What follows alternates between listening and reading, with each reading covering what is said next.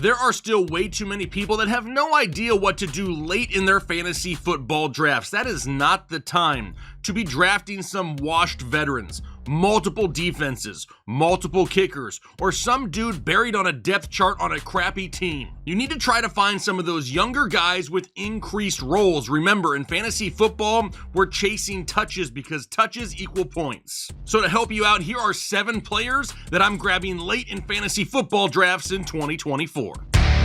That's right, in today's show, I'm not going to be talking about a player who's drafted inside the top 140 picks of the consensus rankings. However, I could see all of these guys being fantasy relevant at some point this season. Now, if hearing that makes you want a Ric Flair woo up in here, you need to do me a favor and hit the like button now, because I want to set a like goal on this video and give you an opportunity to get a free 2024 fantasy football draft guide. Now, for the like goal, if this video can get over 1,500 likes, I'm going to pick a random commenter from down below and give them a free fantasy football draft guide. But not just that, we're also going to hide a promo code on the screen at some point in this video. That's right, we're up in here playing Fantasy Where's Waldo. Now, that code that we're going to hide on the screen is also good for a free draft guide on tfhdraftguide.com. So the first 5 people to find that promo code, head to our website and purchase a draft guide using that promo code, are going to get it for free. So happy hunting. Good luck to the first 5 people to check out using that promo code so they can get a free draft guide here for 2024.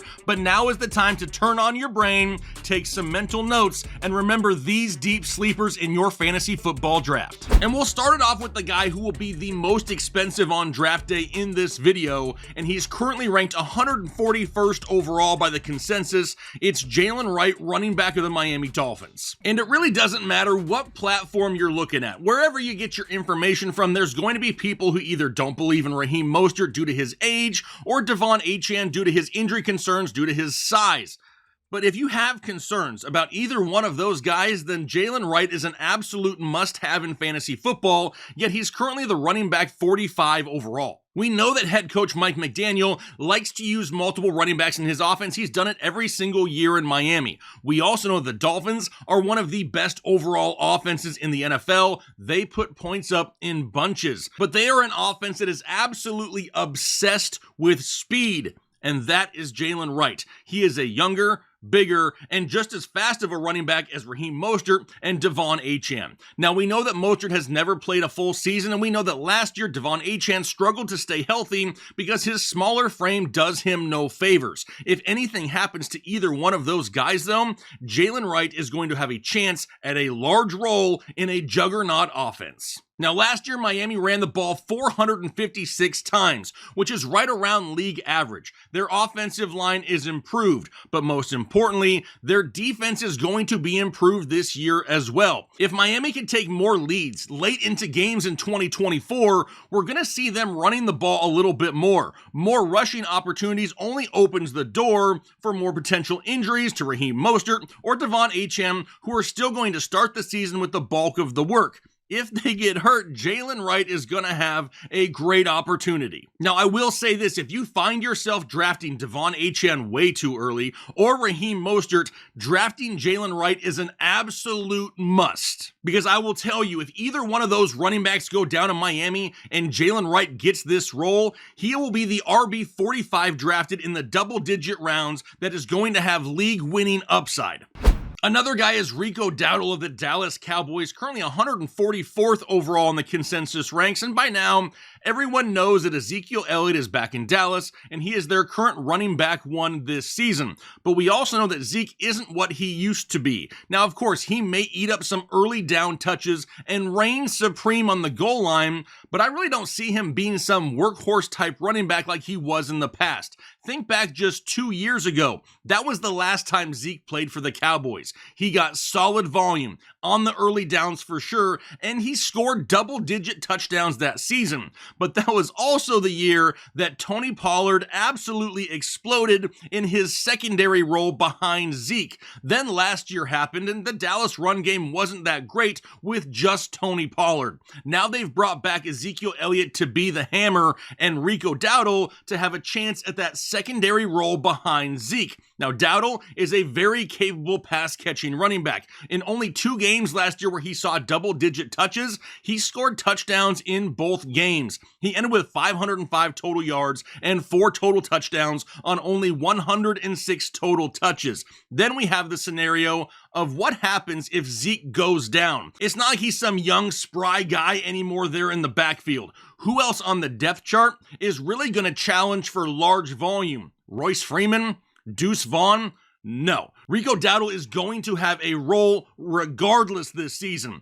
But if Zeke goes down, the guy is going to absolutely explode and be a deep sleeper that you wish you would have drafted. Which leads me to a guy I've been talking about all offseason, and I'm going to continue to talk about it because he's not rising up draft boards quick enough. It's Rasheed Shahed, wide receiver of the New Orleans Saints, currently 149th overall in consensus rankings, and everyone only pays attention to Chris Olave, but why are people not paying attention to the other wide receiver in New Orleans, Rasheed Shahed? Currently wide receiver 60 is laughably low in my opinion, and it's actually gotten lower as the offseason has gone on, which is absolutely nuts. Last year's wide receiver 60 was Michael Wilson in Arizona, and he almost missed half the season. Now, Rasheed Shahed did not kill it by any means last year, but he still finished 18 spots higher in 2023 than he's currently being drafted in 2024,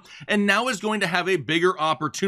He had 5 games last year with over 14 fantasy points. He averages over 16 yards per reception over the last 2 seasons. Michael Thomas is now gone, and that frees up 64 targets in this offense. Last year, Shahed only had 75 targets, which he turned into 46 receptions, yet still had 719 yards and 5 touchdowns. If he can get just 15 more targets this year and keep his career averages everywhere else across the line, it's going to give him a pretty solid stat line, somewhere in the neighborhood of 90 targets, 60 receptions, just over 1,000 yards, and 6 touchdowns. That stat line right there makes him a Verge top 25 wide receiver. Now, maybe you're saying, Jake, maybe those numbers are a little bit too high, especially the receiving yards. All right, how about this? He could still have 170 less receiving yards, so right around 900 yards, and still have enough fantasy points to finish inside the top 30 at the position and absolutely blow his ADP out of the water, the definition of a deep sleeper that I am drafting everywhere in 2024. All right, before I get into the next guy, I need a favor from you. If you haven't subscribed to the channel yet, please consider doing so right now. And I'm talking to the almost 41% of you out there that watch these daily bangers out there that just aren't subscribed yet. It only takes a second, and it helps me keep my job. I'm really trying to get the channel to 250,000 subscribers this year, but I'm gonna need your help doing it, so please subscribe if you haven't already. All right, back to the players. And the next one is gonna be Josh Palmer of the Los Angeles Chargers. Why is he still currently 150th overall in consensus rankings? There is just so much unknown in this Chargers offense. There are just so many options, right? It's Josh Palmer, it's Quentin Johnston, it's Ladd McConkey, it's DJ Chark, it's Brendan Rice. But there are only one of those guys right now that has any proven chemistry with quarterback Justin Herbert, and it's Josh freaking Palmer. Now, if you've been here for a couple years, you know I love myself some Josh Palmer. He's just been stuck behind the likes of Mike Williams and Keenan Allen for a couple of years.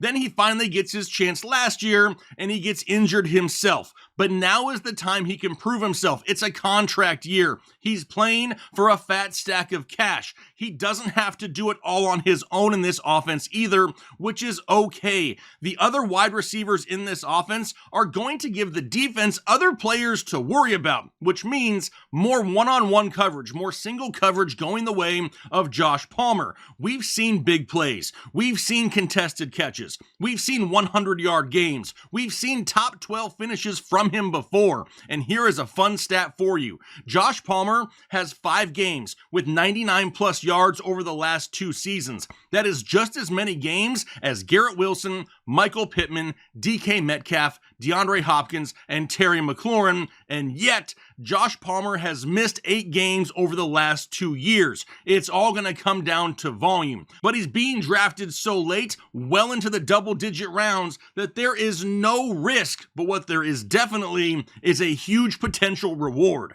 Which takes me to another guy I've been talking about all damn offseason. Can we have some eye contact here?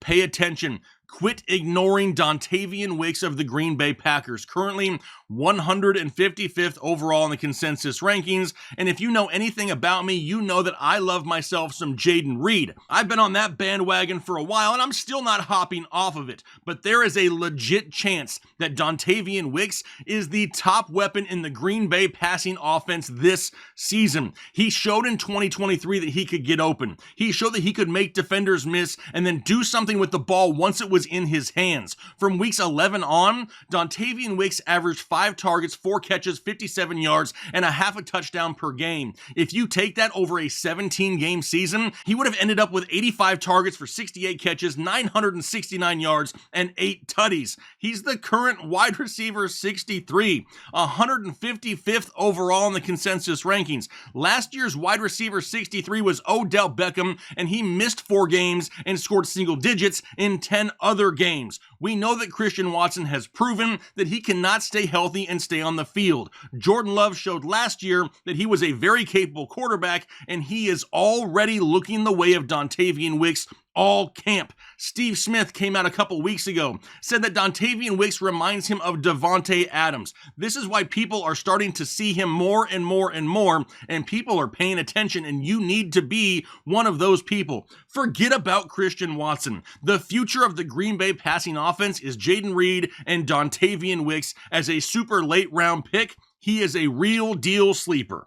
Which will then take us to another rookie wide receiver. It's Ja'Lyn Polk of the New England Patriots, currently 205th overall in the consensus rankings, and somebody is going to have to catch footballs in New England. Now, as of right now, we don't know about the quarterback situation for sure, but what we do know is Ja'Lyn Polk is a real-life wide receiver 1 in the NFL that has a chance to lead this team in targets immediately this season. He's already basically the wide receiver 1 on their depth chart. He's making great catches in camp and proving to have reliable hands. They already released Juju. Kendrick Bourne is coming off an injury.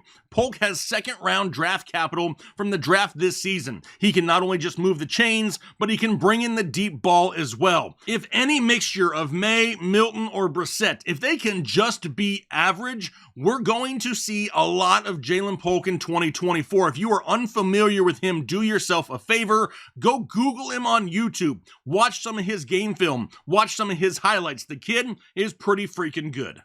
Which takes us to our last guy today. It's Jordan Mason, running back of the San Francisco 49ers, currently 306th overall in the consensus. So he's going undrafted pretty much everywhere. And sometimes you just have to play the odds in fantasy football. When anyone talks about Christian McCaffrey, it is impossible to have a conversation without bringing up some sort of injury history. And here we are in the preseason of 2024, and Christian McCaffrey is dealing with a calf strain. Remember, that's what Joe Burrow had to start the 2023 season. So while there isn't some immediate panic about Christian McCaffrey, there is a little bit of pause for the cause, because everyone knows in this San Francisco offense, it is a running back oasis. So we got to look at the depth chart a little bit more. Well, behind Christian McCaffrey is Elijah Mitchell. He's missed 24 games over the last 3 years, all right? Well, they drafted Isaac Guerendo in the 4th round, and people absolutely love him.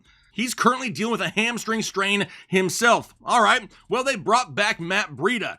He hasn't had more than 74 touches in a season since 2019. So that brings us to Jordan Mason. Now, he only has 86 career touches, but has an average of 5.8 yards per touch and has scored a touchdown every 20 touches. He's 5'11", 223 pounds, and has all the tools he needs to be successful in this San Francisco offense. He's a little bit more of a late round lottery stash. If the season starts and Christian McCaffrey is fully healthy, or other guys on the depth chart get healthy, you can go ahead and drop Jordan Mason for somebody else on waivers who's overperforming. But if you draft him late, and some of these injuries linger in that running back room in San Francisco, you could have the absolute steal of the draft. So remember, don't waste your late round picks on just random players. Find some guys that have that upside. Find some guys that have that potential opportunity. Because if you can find a few guys in the double-digit rounds that can pop off and be fantasy relevant, your chances of walking away with a fantasy football championship increase exponentially. Now let me know what you think down below in the comment section about the players we talked about here today. I'm going to go ahead and get out of here for the day, but hopefully you guys enjoy the rest of your day, and then most importantly, do your part to make the world a better place.